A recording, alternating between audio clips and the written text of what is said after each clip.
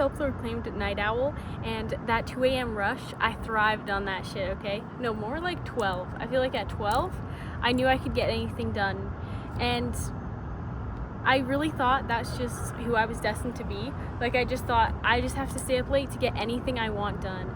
And then I realized when I started to change my sleep schedule that I can actually get more that I want done, and not necessarily more, probably the same amount, because that 2 a.m. rush does work, or like that night rush, but I can get it done when I want and without that extreme stress if I change my sleep schedule, and it actually makes my mood better and my work better. So it was really hard to accept, but you can have that same focus if you just get enough sleep and wake up. Then you'll have that focus during the day, and you'll be able to do the work you want when you want to. So this is my series, 23 lessons by 23, because I'm turning 23 in like next month.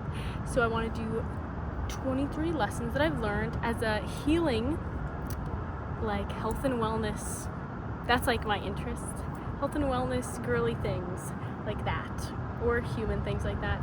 And so I want to talk about sleep this time, because I feel like in high school I literally lived on that like rush at night to get any work done, and I didn't know about the power of different tools to help get sleep.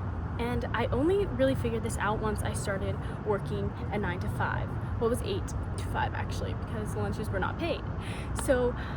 And living with my grandparents was also super helpful, because they already have this routine where they turn all of the lights off at like 8-9 p.m. So everyone was already asleep. So it helped me so much, because I just grew up, the lights were still on, people were still up with a lot of siblings, and I feel like being around people who just turn off the lights, everything was just going down at that time, really helped me get into that routine. And working, like needing to get up in the morning, and I realized I was able to focus so much better during the day then. And like even when I was trying to get other things done, like not work related, because it's in that 9 to 5 window, I could get them done right after work, or like from like at like 9 p.m. instead of at 12 at night. So sleep has actually been so helpful, and so helpful for healing too, because I realized I was having the most anxiety when I wasn't sleeping. I was having the most anxiety at night when I wasn't sleeping even. So it really helped me with my mental health and my moods during the day.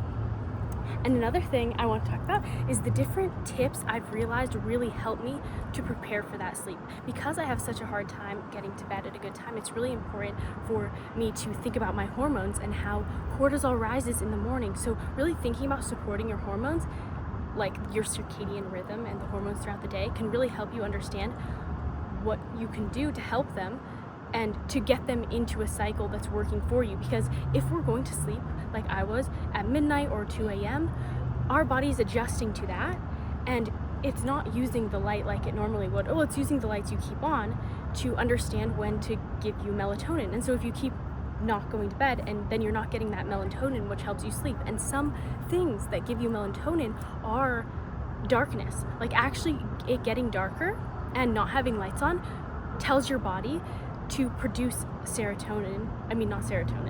melatonin, which triggers your body to help you sleep. So things like, also your body moves down like a few degrees, so I don't know if it's a few degrees, but I know your body gets colder to sleep. So like drinking something cold, or just turning down the lights like maybe an hour, 30 minutes before going to sleep will actually help you trigger melatonin. So like these little tips, like getting sunlight in the morning, will help you trigger your cortisol. I mean, I think these things are little tips, and I think one of the biggest things that helped me was eating 3 hours before going to sleep. Like making sure I'm eating at like 5, 6 instead of at like 8 or 9. So then when I'm going to sleep at 10, I have a lot of time that I've digested, so my body's not awake working on that food.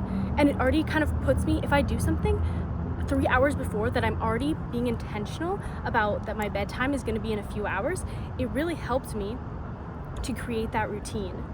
So these little tips can, like when I was doing those routines and supporting my sleep, my moods, any healing that I'm trying to do, any task I'm trying to get done, like I just want to say I also had such a hard time moving the idea that I'm not as productive during the day because I was so productive at night, it felt like.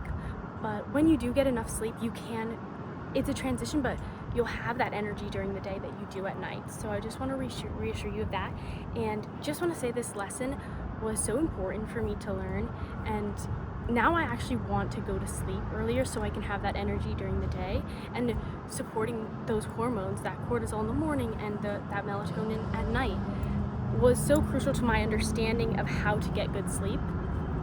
And another thing that I found challenging as someone who like overthinks a lot is trying to get my mind blank before and kind of slow my thoughts down before bed, because often I would lay down and then be laying down for a long time.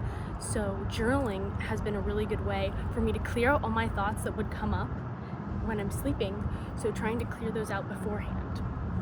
So that's something that's really helped me. I think whatever works for you, just finding something to clear your head if that's something you find challenging. Or I just want to share this lesson. This is my second video of my lesson. So last video I talked about sleep and the power of sleep. I mean, I didn't talk about sleep, I just talked about sleep. I talked about alone time and how that helped me get to know myself and give myself permission to be myself. So that was fun too. But I hope you like this lesson, and yeah, let me know what you do to prioritize sleep and what tools help you. Sorry about that motorcycle. But yeah, thanks for listening. The sun is like actually so hot, but yeah, this was fun. I will see you in the next one. This was lesson 2, so thanks so much for listening. Bye.